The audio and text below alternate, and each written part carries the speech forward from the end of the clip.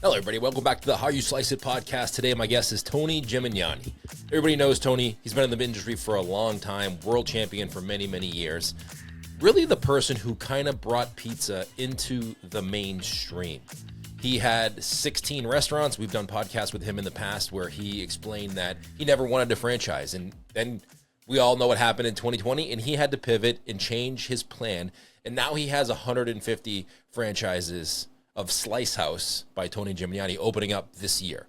Not 150 opening this year, but he'll have 150 open or in the works to open over the next year or two. And we talk a lot about that. I think that the business of growing your pizzeria nowadays has changed since 2020. And Tony has done a good job from being against franchises to now starting one of his own. And we're going to talk about that on the podcast now and how he's helping people open more pizza shops. Great episode with Tony, really knowledgeable about that whole process and obviously a big name in the pizza industry. So let's get into the podcast with Tony Gemignani. All right, Tony Gemignani, welcome back to the podcast. Yeah, good to see you, man. Good to see you too. We saw each other briefly in Las Vegas at the Pizza Expo at the Scott Wiener's Slice Out Hunger event. But it's good to see you on the podcast again. Thanks for doing this. Yeah, thanks for having me. So tell everybody what you've been up to the last couple of years. Quite a bit. I started a franchise and Slice House. During COVID, you kind of saw what worked and what didn't. My larger box restaurants were struggling. My fast casuals were kind of killing it. And the Slice House model, we don't, say that we're COVID proof. It was almost COVID proof. To go delivery, not much dine in.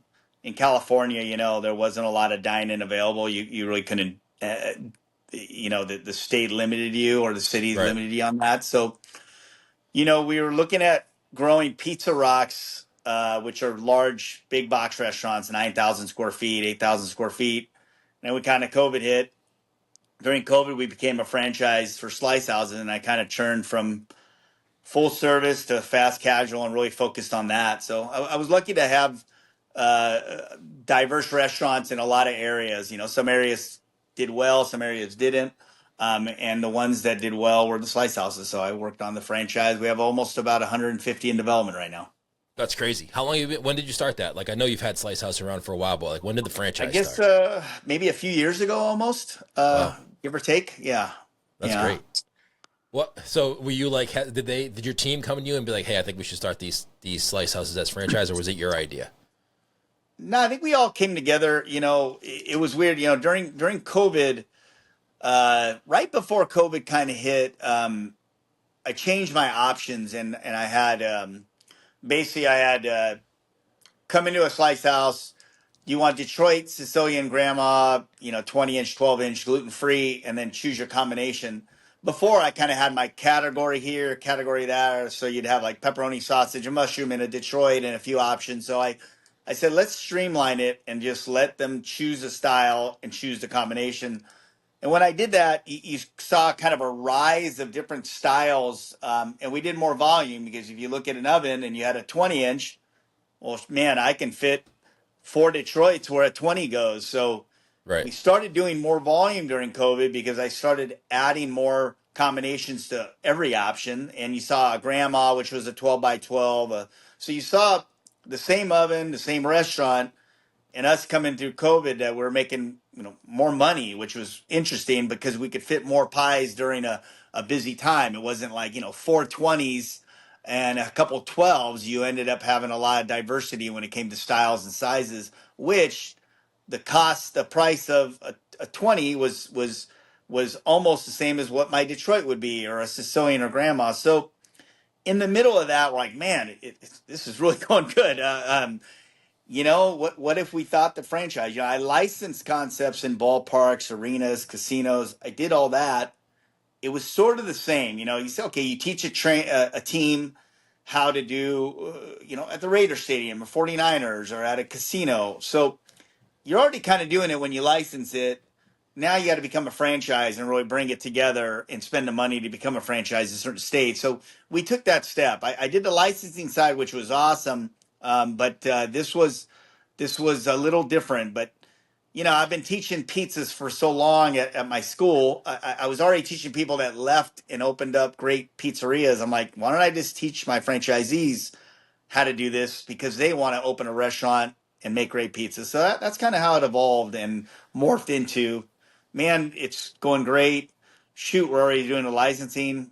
Maybe we should look at the franchise world. And we did, and we got the attorneys, we got the consultants, and spent a lot of money. And right when we came out of COVID, we were a franchise. And I think everybody was looking at, what should I do now? A Yeah. lot of people were looking at their occupations, not just in the restaurant world, but in every world. And we're kind of saying, maybe I should invest in this. Maybe I should look at that. And pizza did pretty well during COVID. Most of them, not all of them, but so it was kind of a perfect timing, actually.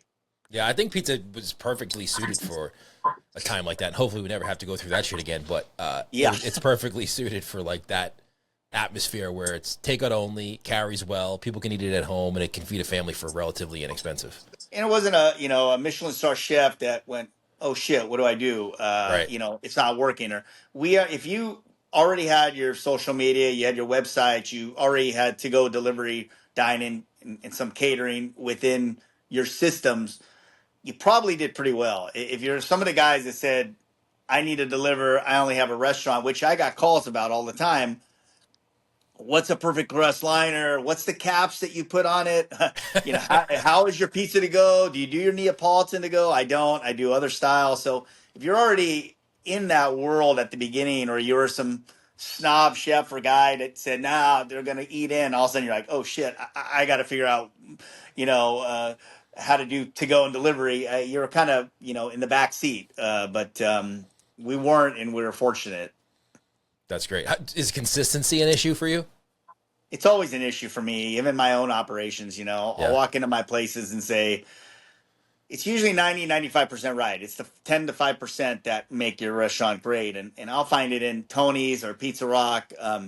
So yeah, when we train and my team goes out and train, I mean, we're really on top of it. When we go back and check, I mean, that's the thing that I look at all the time. And it's hard. It's really hard. Is that the hardest thing? I think so. I think that would probably be the hardest thing, at least for me. I think, now looking at real estate, you think there's a lot of opportunity out there. There is, but then at the same time, the location's important. It's everything. The lease is important. Talking to franchisees, some no real estate. Some are. I got 25 Jamba Juices. I have 10 Subways. I love pizza. I think it would be great having it in a strip mall, and it's my Subway and my Jamba Juice, and or in my Handel's ice cream. And I think a Slice House would be great. So it's interesting to see different franchisees that may be strong in some categories and not in others, and finding some that are ops guys and also real estate guys. So they're like, we know every landlord in this state. We know we can get the best deals. And so you get a lot of experienced operators that know the area and territories. You start going out of state or going out of areas that you don't know, it's super important because you can run numbers, you can look at demographics, you can do as much as you can, but it's really up to you that that area better than we do, and we have to okay that area, we have to approve it, but at the same time, you just don't want people to say, oh, it's a great lunch place. Well, yeah, but what about your dinners? It's a great Right. weekend. Everybody's busy at weekends. What's about Monday, Tuesday, Wednesday?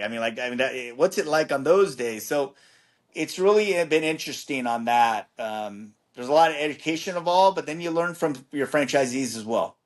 Is it so you have guys or girls, whatever they are, buying like 20 locations at a time from you? Yeah. So when it started as like kind of a one-off. You're like, hey, we just started. We love your place. We'd love to do one here. And then it kind of evolved to, we want a territory, and we don't want people to mess up our territory. So we want, 8 locations here, 10 locations here. And then it evolved to states, but Slice House isn't Starbucks that it's 2 in every city, or whatever that is. We are, we look at a demographic. we look at a lot of things. So Utah, for example, may have 4 or 5. Tennessee may have, Memphis, Nashville, Franklin, Chattanooga. Right. Yeah, one here, 2 in Nashville, one. So there may be 5. California or Texas, it's like, well, Dallas, there may be 20. Bay Yeah. Area, there's 25. So California is interesting, but we evolved from like a one-off to we want 8 and we want 20 to we want the state or we want 3 states. So it's kind of evolved to that. And then you kind of look at it as, okay, you want 10. How long is it going to take to open one up? And what do you allow? And man, it's going to take 20 years for me to get 20 in a state. That's pretty crazy. So there's a lot of things in the FDD and in that world that you kind of have to look at saying, oh, it's great that I sold you 15, but it's going to take 15 years to open up 15. Right. It's a little long because I'm only, I'm 51, man. I can't wait 20 years. No, I'm joking. No. You look great. No, You look but great. so it's interesting, to get into that, or you sell 5 groups that are going to open up 3 each, and they're going to open up. So I don't know. We've been pretty lucky so far.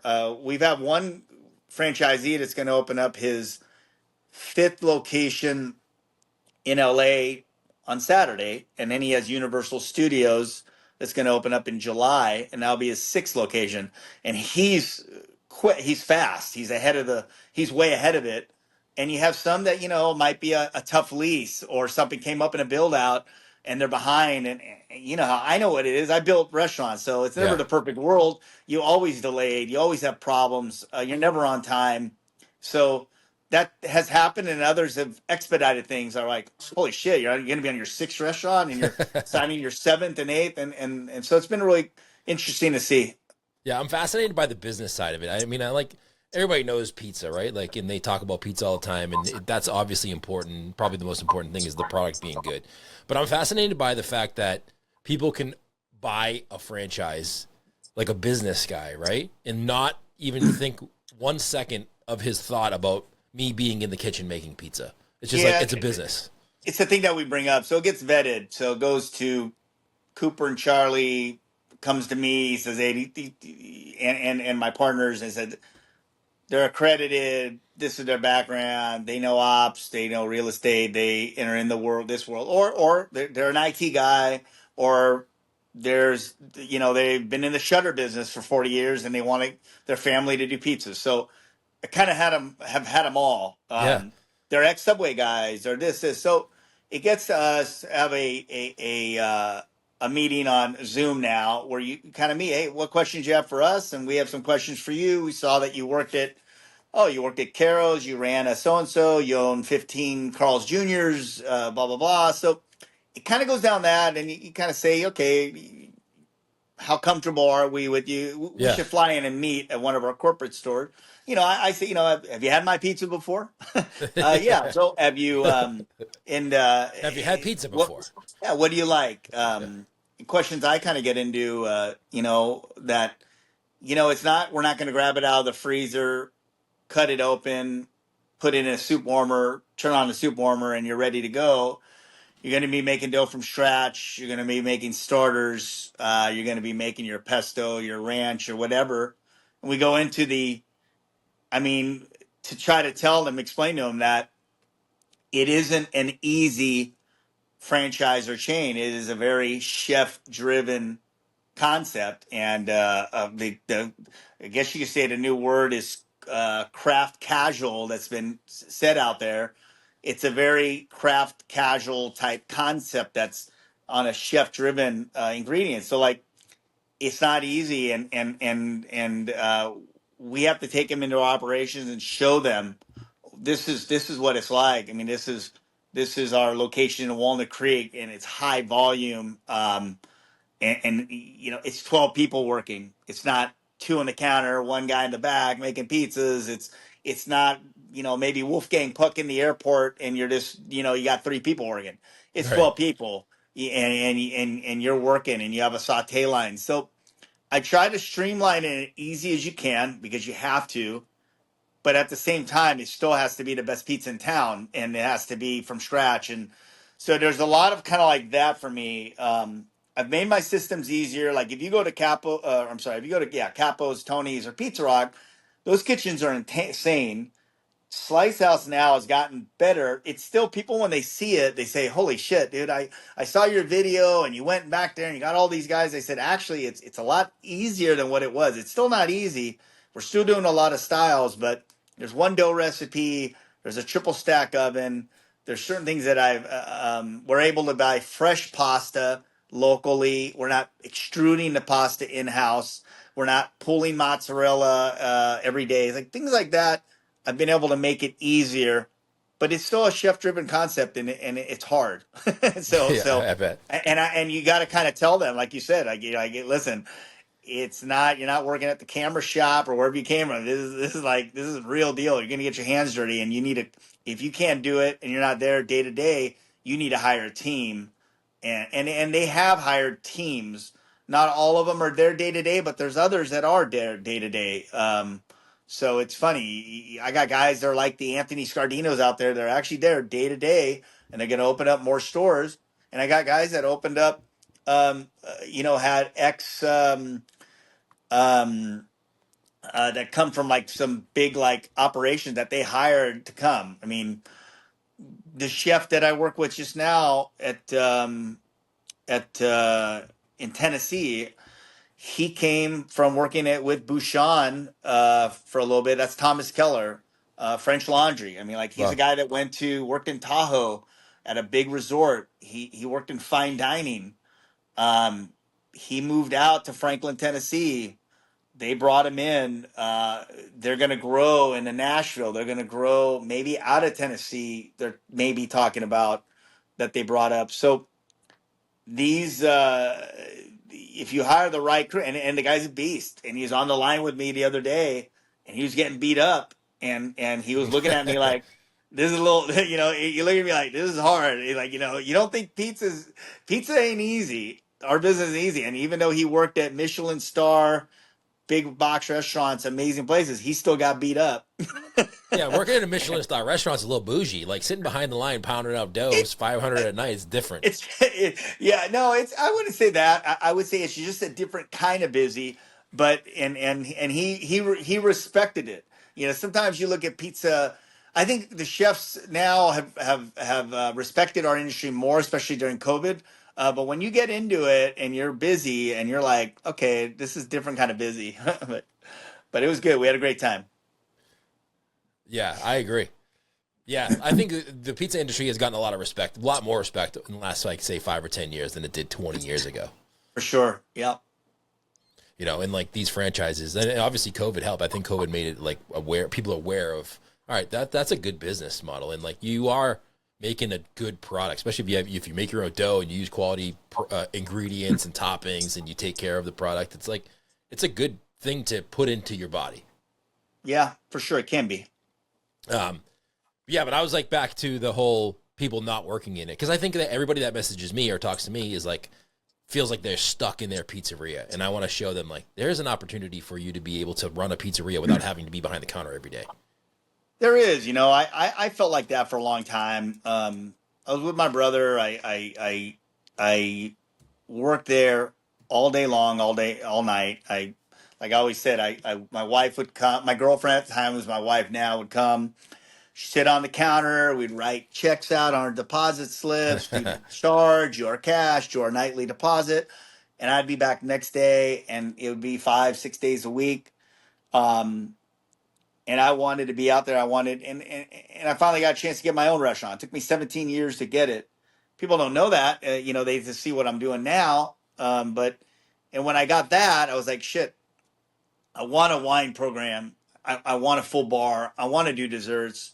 I want to make my own sausages. And I teach myself that because I came from this pizza parlor, video games, 70, 80 seats to go delivery dine-in, one oven, no fryer, no saute line. And I said, I want to do pasta. I want to do style. So for me to take that jump, I had to learn that, and then I had to hire my GM. I had to invest money into my my mixologist that I had. And I remember Marnie was my first manager at Tony's. I had a trust her on the floor. And people come to me and say, how do you go from like one and you do all that, then you go to two? And I said, well, it's all about your team. You got to build the infrastructure. You have to train. And you looked at the Laura Myers, Matt Taylor's, Matt Molina's, you look at now Oscar, you look at Audrey Sherman's. I mean, you got to have like that team and you got to train them and be willing to train them. And I think the hardest thing is finding your employees that you're able to trust, and then you get screwed a few times or a bunch of times or all the time. And you do, and you live with it and you try to get past it. You build that team. And, you look at a lot of people out there. I'm only able to grow because my team is as strong as it is. And do I invest in my team? I do. I have to. Does that mean less money for me? For sure. Because you have to. And I hire in areas that I'm not sharp in. Like I said, a wine program, that was all new to me. I liked to drink wine at the time, and that was, 17 years ago, but couldn't go to a table and open a bottle up and talk about why this wine was so great with this pizza. But I wanted to elevate my experience, and I had to hire in categories that I weren't comfortable with. I felt great in the food side. I felt very strong. And I know, on the cocktail side, I liked what I liked, but it goes beyond that. So, for me, I needed to delegate a bit. I needed to have people next to me where you lead by example. And at the same time, you build it. So when you build the biggest defense you can, so when you leave, it can support you when you leave. Um, sure, people say, hey, Tony's not at Tony's anymore. This sucks. I mean, remember when he was here? Remember, I mean, and you have to build your team to be like it's their own restaurant, and they have to be shaking hands and kissing babies, because I'll say Natale, Rebecca, I'll say names of people at Tony's. If I'm not there, they love Natale, my GM from Italy. They love my staff, and you just need that. So going from one to two to three to four, it's all about your team and, Yeah. and trusting them, and hopefully not getting screwed, because you will, but some way or another, but you just, hope you could be able to do that. You have to have faith in yourself too, that you can pull off the salaries, because I think that's a little bit of a holdback for people too, is like they get hesitant of like, all right, I don't know if I can pull off the business to pay that person what they need to make in order to They do do, the yeah, job all they the need to do time. it. Yeah. Yeah, and I say you have to pay. You have to hire the help. You have to get extra help. You have to feel more comfortable. Your head has to be clear that you leave, that your baby's going to be okay with the babysitter. And if you have that sanity, it's a great feeling when you're gone away from your restaurant and you're like, oh my God, are they all right? Hey, what's going? I mean, when you have to do that, which trust me, I did that forever.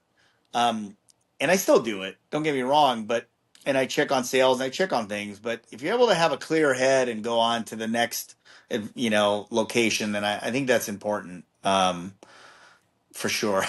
It is. Have you ever heard of Zalat Pizza? They're in Dallas. The Khan from Zalat. Have you heard of him? Tell me. So he has 20. I just was in Dallas doing some videos for some pizzerias, and I visited. He has 29 corporately owned locations in Wow. Dallas that he started. And he's not a pizza guy. He kind of started as a finance guy, opened a faux shop, was like the pizza place next door went for sale. He's like, I'll open a pizza shop. And now he has 29 locations, and they're all kind of like takeout, small, like I wouldn't say not like your slice shops, because they don't do slices, but they just do like takeout, dine in, but it's a couple tables. Still But 29. That's yeah, it's impressive. crazy. I was like, what does your day look like? That's what immediately my head goes to. Like, you have 29 locations, and because I know how it is to do. I had two. So I'm like, I know what it's like to be like, all right, you have two different managers calling you and two different pools of employees that you have to make sure shows up for work and everything shows up on time and they're doing their thing. And for 29 was just like blew my mind how he could do that. But it was fascinating to see him run. Yeah, I get up earlier for sure. I'm like it's like I can't sleep in. Sleeping's terrible now, but it's a 4:30, 5 a.m. wake up for me. But it's funny. People say, do you have more time now than you did when you had less stores? I actually have more time now. It's weird. One, I'm getting up earlier. You make time. You figure out how to be smart with your time, because I got shit going on all day long. But do I have time to get home early enough to see my son and hang out with him? I do. Do I take Sundays off when I can? Yeah, for sure. So for some reason, I'm busier than I ever have been in my life, but I just been able to manage my time better. And I think that's important. Trying to stay healthy is another thing. I'm 51 now. I'm gonna be 52. I've had a rough spell with some things in the last couple of years, that I'm doing okay, but um, I think trying to stay healthy too at a certain time in your life while you have everything else going on is another thing that is something that we have to all think about. Operators, my rotator cuff, my back. I mean, we're doing this all day. Like we're like working oven. And it wears and tears on you, man. My body's pretty destroyed. Oh It's my God, I it's can't believe. 33 years, and yeah, it's just crazy to feel that now, and be next to a kid that's like I was in the kitchen just on Franklin, and we had a rough day. I mean, it was slammed. We had a line all day, You were like in the all day kitchen making long. pizza? Oh yeah, I was in the kitchen all day, all night. They were looking at me like I was nuts. But the old guy came in back and says, "Man, you're still stretching pizzas." And I'm like, "Yeah." I didn't let him know how I felt, but I could barely walk to the plane the next day to go to the airport. But it was one of those days that we were doing dough till 11, 1 Wow. a.m. And it was just you were there all day, going, and hoping somebody would bring you a Mountain Dew so you'd wake up and just be like, "Okay, I'm ready to go." Yeah. I remember those days. Like I'm 46, so I'm up there with you. So it just takes to me today. It takes me longer to like get going and then to wind down. Right. Like it takes a long. Yeah. I'm really sore for a longer time after, and it takes me Yeah. a long time to build up that momentum to where I'm like 100% going. Yeah, exactly. I flew in on Easter and I had to go to Easter brunch. I'm like getting up from the chair, like, oh, yeah, I'll be right there. Like it's like, sure, I'll get seconds later. Let me sit here for a little bit. You don't realize But you don't realize you're getting old until so my daughter is 17, my youngest daughter, and you don't realize you're getting old until you have to jump from like a 2 foot or 3 foot like wall. Like you just hanging out. You're like when you're young, you just like jump off the wall. When you're like yep, 46 and older, you're like, how am I gonna jump off this wall? Like how am I yeah, gonna land? Like am I gonna hurt something when I land? You're like so gingerly. exactly. But normally, Yep. like walking around every day, I'm like fine. Mentally, I feel the same as I did when I'm 25. Like normally, physically, it's just like when you get to those points in time where you have to do something physically, you're like, damn, I'm old. Yeah, no, I hear you, man. But that's how life goes. Like you just gotta, like you said, you gotta take care of yourself. And I think a lot of operators don't do that. They just kind of hammer themselves into the ground. Yeah, for sure. Um, any advice for someone who's looking to start a franchise? Like when you open a store, like what's the checklist of things you need to do to open a store? Well, um, there's a lot. There's locations, and then once they sign a lease, there's a punch list that goes down from everything all the ways to opening day, to when you um, apply for your liquor license, to when you start hiring, to when your oven comes in, to after you're a CO, to burning the ovens, the training. It goes on to everything, and we try to add as much as we can to help. We look at modern training. We're looking at some companies out there to help on the training and support side. Um, a chief technology officer, fractional hires. So you're bringing in a president of operations, a VP here. That if you look at like their technology, it's like you meet a lot of these companies and say we're a technology focused company, and like me, I'm a food focused company. But you start getting bigger out there. What app do you have? How does your rewards program work within the apps? Patronics comes in. There's all these things that kind of you look at as a well-rounded company, not just a company that makes great pizza, but has great service that is accessible, everything. So building that side of it. So if you do get a guy that comes from the franchise world and says, yeah, whatever. Subway had this and that. Are you able to do this? Are you able to do that? What are your gift cards like? What are your, birthday programs like? There's a lot of those type of operators that come in that already have systems or used to systems, and you're kind of a startup franchise that needs these systems and needs them activated, and you're trying to be ahead of the curve. So you're not that independent guy anymore that has the gift certificate. Here you go. Thanks a lot. And which I came from. I mean, I was that guy. I like that. I like, and now you need systems and deep. So those kind of things we're building constantly. The support of our for our franchisee, I think that's the biggest thing. Marketing. What if it's not a home run? What if you go into an area that it wasn't a grand slam? It was an okay opening. How do we get business? How do we what kind of programs do we have out there? So building the playbook. So, what days are busy? They may not know Halloween is the busy one of the busiest days of the year. Things like that. 420 just passed. 420 was on Easter. Interesting day for business. Some places were busy on Easter. Then you got like Haight-Ashbury, San Francisco, that was, I believe, 300% busier Wow. than the following Sunday because everyone's partying on 420 in Haight-Ashbury in San Francisco. So you're looking now at Utah. I believe I was closed. Tennessee, second day opening, was actually a decent day. Certain areas that weren't busy, but understanding where 4th of July will be busy in certain areas, when summer will be busy, when it'll be dead. Do people leave summer in this area or do they go? San Francisco, I'm slammed in summer. Everyone's coming to San Francisco. But certain areas may say, man, it's too hot here. Everyone went to there. Or it was Arizona and people left Arizona for 3 months because it's Right. too hot. So understanding this for the franchisee to help them is important to us. And we're all diving deeper into those areas so we can support that. So it's a lot to it. It's like a new business too, kind of, right? Like you have your businesses, but you haven't done businesses I know when I'm outside other busy, I have states. historical sales. Yeah. You have no history sales. You open up in an area and you're selling slices and to go delivery with some dine in, and it's 110 degrees outside for 2 weeks, or Yeah. fires happen, or things like that, or it starts snowing. And, so you want a little bit of indoor, outdoor seating? Yes. Do you want parking? Yes. Do you want, so there's all these check marks that you are trying to check to make sure that they're as successful as they can be. So Does every slice house have the same oven, point of sale system, all the same stuff? most of them, unless, we have toast, Mara Forni triple stacks we have in most of them. We do have some Pizza Master triple stacks in some of them. So most of the equipment, Empire mixers, and then refrigeration's a little different. But yeah, most of it is the same.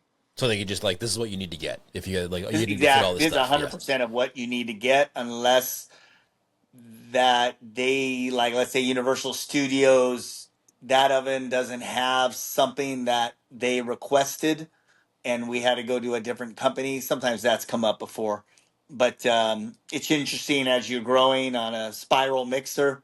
I've never had a mixer in a pizzeria that would have to have a drain, and where you would have to drain it. So for cleaning purposes, Uh, and then where you would have to have it drain into and it would have to drain into what do you call it on the ground? A drain. yeah. um, they, we had that come up as we're growing, which I've opened up pizzerias all over the world actually and shit. And I'm like, why do they need that? So going to the Empire company saying, I need a drain in my bowl because it doesn't detach. I mean, like Hobart's detached, but it's just never been an issue. Right. So then now having that option through the company that if that comes up in a certain area, that we have that available, and it might be an extra $400 for a drain plug and all this stuff. But so sometimes some of that's come up, which has been interesting. You also like the slice warmers, tabletops. You have this. Sometimes you'll be in a place like San Francisco. I could put a Baker's Pry tabletop, electric, 2 doors, warm up slices in. Certain ovens like that need hoods. You need hoods in certain areas. I have ventless turbo chefs that we land our slices directly on the belt and go across. And even though they're ventless, they're still giving off smoke. So now we have to put hoods over some of them, depending. So there's kind of been interesting to see as you grow, like what you're able to do, what you're not, what works, what doesn't, and you're always trying to get better. But that's been interesting. What's one thing you wish you would have known when you first started the franchise model, like back when you first started? Is there anything you wish you would be like, damn, I wish I knew that in the beginning? Maybe that more people are going to be interested in larger areas. I didn't know it was going to happen that fast. I had a good name in the industry. Yeah. People came to Tony's, and it was like we went to Pizza Rock and Tony's. Oh my God, we saw the franchise. It popped up, and it was a lot of that, which was really cool. But I would say, like, um, trying to get closer with franchisees and understanding the areas and everything. I think a little bit of that. It's all learning. I think everybody will probably say that in the franchise world. Yeah. Is your personal brand, like, let me ask you this last question because I know you got to go. Well, your personal brand, you've done a great job building. Do you think every pizza operator should build their own personal brand and get out there and do video and do that kind of thing? I forced myself to do that in a way. I always was out there, but then all of a sudden social media hit. And listen, I'm 50. I didn't grow up with it, and you didn't. Yeah. And all of a sudden you're like, okay, I got to be in the camera. I got to do this. I got to do that.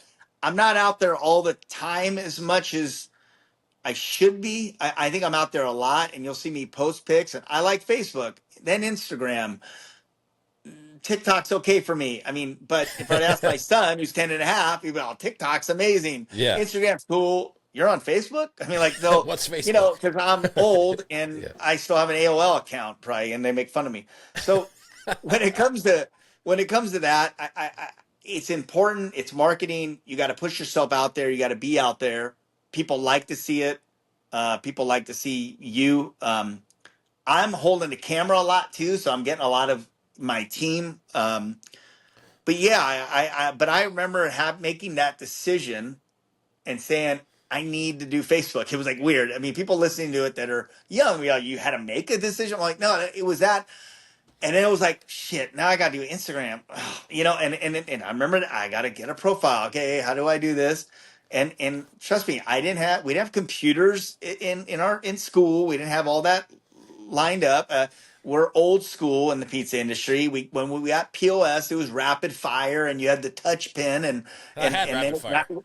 okay, so yeah, remember that. So back Yeah. in the day, you look at our industry. We didn't have websites. We didn't have Google back then. So I'm a guy that didn't have all that. We didn't have DoorDash or anything. So going into it, all of a sudden seeing it evolve and seeing I have to make this choice. Do I have to do this or not? And it's important for business, and I know it is, and I want to stay busy and I want to stay relevant, and I want people to know what I'm doing because not everyone is coming in to see what I'm doing. Right. So it's one of those decisions that you have to do, and I think it's harder. It's way harder to make that decision, I would say, in your 40s for sure, 50s, 60s on up, because you're like, okay, what do I got to do? I got to, and it's like it's a song and dance, it is a bit, but it's important and it's part of the pizza puzzle, and it's all important to business. And sometimes you just got to swallow that and just say, okay. And I think it's important. Yeah. I do. And I'm that gonna goes take for that. podcasts and everything. Yeah. You know what I'm saying? You're at a certain time in your life, you're like, okay, I gotta do this now. It's like, Yeah. it's weird because All you're right. like, sometimes you're like, I just want to make great pizza, but I got a server that wants to be busy, and I want a bartender, and I have all these people around me, and you got to stay relevant. And I think that if you're not relevant, it could be challenging. Not saying that you have to be. I think there's some legacy restaurants that are out there that kill it. I think a lot of the legacy restaurants that out there that didn't have the platforms were getting kind of killed. And some of those old school places were like, well, we don't have these. We don't have websites. We don't have all this stuff. We've been here for 100 years and people come. Like some of those restaurants got killed. Others didn't. But at the same time, if you're growing and, it's one of those things. Do I look at social media and be like, does this guy bother me? Like, because it's like, is he really that busy? Is it really that good? You don't know. I mean, everything seems so great on social media, and I have screwed up days. I have a lot of shit going on, and things go wrong. On the social media side, everything seems so perfect and great, and it's not, and it sucks because sometimes you see things out there, and you're like, it almost tricks your mind because you know things aren't the perfect world, and you're like watching it and you're like, God, is it that, is he doing that great? Is it that good? I mean, does he Yeah. ever have a bad day? They look at me all the time, fucking hate my guts because of it. I already know it, but I have bad days all the time. But I don't show it. I'm not political on social media. I don't show bad things. I had a lot of people that passed away this year that I just didn't post. I just don't do that. And that's just me. Everyone's different. But I just think that out there, this social media can just be so misleading sometimes. But it's a Definitely. platform for us to show off what we have, and I think it's pretty cool because sometimes the little guys out there don't have the opportunity to get in the media. But if they have a strong platform, they're killing it. Yeah, and I I think it's a learned some. learnable. I think it's a learnable skill too, which is like interesting. Like if you you can figure out TikTok, even though we weren't born with it. Like if you spend enough time doing it, you can figure it out. For sure, you can. If you want to, you can. It's just Yeah, you just got to force yourself to. And like I said, the 21-year-old that's listening right now is like, what the hell is he talking about? He's like an old man. You get it if you're in your 40s, 50s, and stuff. You get what yeah. I'm talking about. I always tell people I would never be on any social media platform if it wasn't for like business and work. Yeah, I have no use for that shit. Like I'm just true. doing it. I'm just doing it to get business. Like so that's I use it as a tool. Like you would a point of sale system or a spatula. It's a tool. I think it's a time capsule too, though. I think I look back at it and it's pretty cool to see stuff with my family, my son. Now that I have a son, it's a little True. different because him and I are together, and then something will pop up. Oh, remember that? And there's also a personal connection with your son or your kids or whomever or even a younger generation that kind of say, yeah, I saw your post and it's pretty cool. So am I trying to be hip? Probably, but You do. I think you're doing a good job. I think you do a good job on social media. thanks, man. I do. Where can people go if they want to reach out to you about any, questions about your franchise or to look into that? Where should they go? Is it Slice House? Go to TonyGemignani.com, TonyGemignani.com, slicehouse.com too. They can see things. But yeah, no, I appreciate it, man. You reach a lot of people. A lot of people find your podcast very educational. It helps them out. People Thank tell you. me that all the time. So you're doing a good job. Appreciate it, man. I appreciate. Don't go anywhere yet, but I appreciate you joining me on this. This was great talking to you and catching up again. For sure, man. Thank you so much for tuning into the podcast. Thanks, Tony, for joining me on the show. Excited to see you at the next Pizza Expo. If you're new to the show, thank you so much. Hit subscribe if you're watching this on YouTube right now, and leave a comment below. Where's your pizza shop, or where is your future pizza shop? Where are you leaving this from, or working for, or where are you gonna open your pizza shop? That's what I want to know. And I always like to hang out in the comments below the video when they come out and just say hello to everybody who's watching, because I very much appreciate you tuning in. Let me know if there's anything we can do to help. Hit subscribe, hit like, leave that comment below. Everything that we talked about with Tony will be linked up in the description below this video. Thank you so much. See you right back here next week.